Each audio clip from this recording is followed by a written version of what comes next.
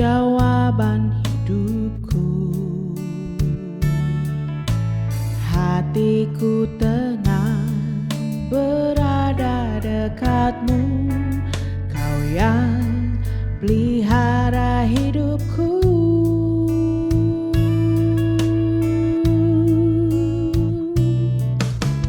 Pertolonganmu begitu ajaib, Kau telah memikat hatiku. Shalom jemaat Tuhan dikasihi oleh Tuhan Yesus Kristus. Puji Tuhan kita bertemu kembali dalam acara pesan singkat pada hari ini. Saudara, pada waktu kita ingin sekali mendapatkan pengetahuan baru, saudara pasti akan langsung mencari-cari di ponsel saudara, mencari-cari di media sosial. Ada berita baru apa? Ada pengetahuan baru apa? Seperti apa yang saudara lakukan terhadap video ini. Pada waktu saudara mengklik video ini, saudara menonton acara pesan singkat ini, itu artinya saudara rindu untuk mendapatkan pengetahuan firman Tuhan terbaru.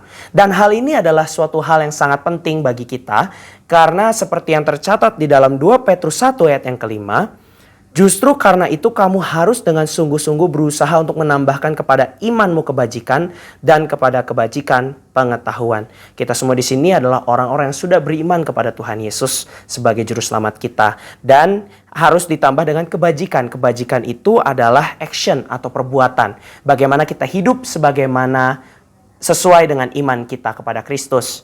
Dan kemudian setelah itu baru kita menambah pengetahuan-pengetahuan baru. Tetapi pertanyaannya pada era saat ini kita pasti bertanya-tanya, dari mana kita bisa mendapatkan pengetahuan baru? Dari mana sumber pengetahuan yang paling baik untuk kita umat-umat Kristiani? Kita sudah mendapatkan yang terbaik dari yang terbaik. Kita akan coba lihat di dalam Amsal 2 ayat yang ke-6. Karena Tuhanlah yang memberikan hikmat, dari mulutnya datang pengetahuan dan kepandaian. Pengetahuan itu berasal dari kitab suci, berasal dari firman Tuhan. Makanya tadi saya bilang itu adalah pengetahuan, sumber pengetahuan yang terbaik dari yang terbaik. Karena kita bisa melihat firman Tuhan ini adalah, atau Alkitab yang ada di dalam genggaman tangan kita, sekarang ada di handphone juga, waktu kita juga bisa memiliki buku fisiknya begitu. Itu adalah berisi firman Tuhan, berisi apa yang diilhamkan oleh Tuhan, dan itu berotoritas untuk menuntun kita kepada jalan-jalan kebenaran.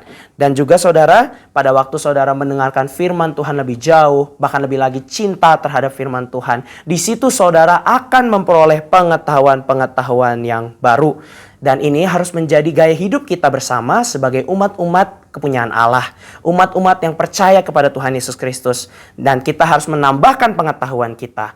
Seperti bagaimana pemazmur mengatakan di dalam Mazmur 119 ayat yang ke-66. Ajarkanlah kepadaku kebijaksanaan dan pengetahuan yang baik, sebab aku percaya kepada perintah-perintahmu. Mu dengan huruf besar itu menunjukkan bahwa kita meminta Tuhan untuk mengajarkan kita pengetahuan-pengetahuan yang baru.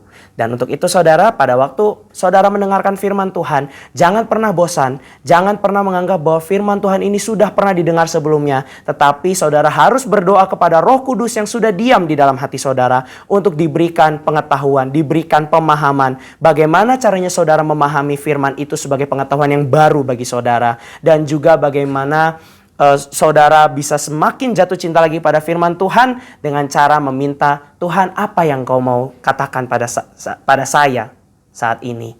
Karena itu saudara harus seperti itu. Pada waktu saudara mendengarkan firman Tuhan, harus disertai dengan hati yang betul-betul meminta kepada Tuhan apa yang Tuhan Yesus mau ajarkan. Pengetahuan baru seperti apakah yang Tuhan Yesus ingin ajarkan kepada saudara. Untuk itu teruslah mencari-cari firman Tuhan, teruslah rindu akan pendengaran, akan firman Tuhan. Puji Tuhan, Tuhan Yesus memberkati.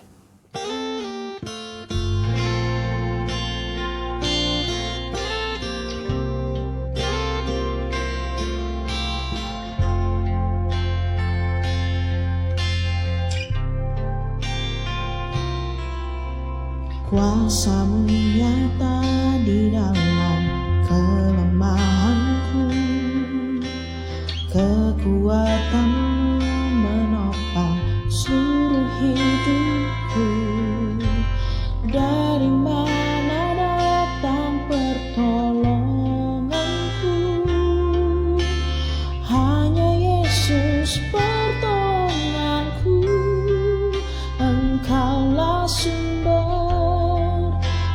kekuatan hatiku, tempat persembunyianku.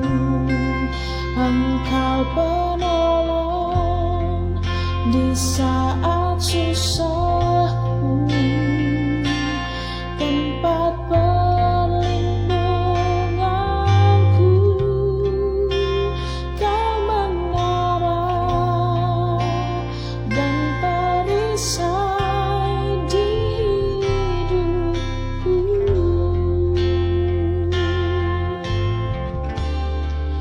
Engkaulah sumber kekuatan hatiku, tempat persembunyianku.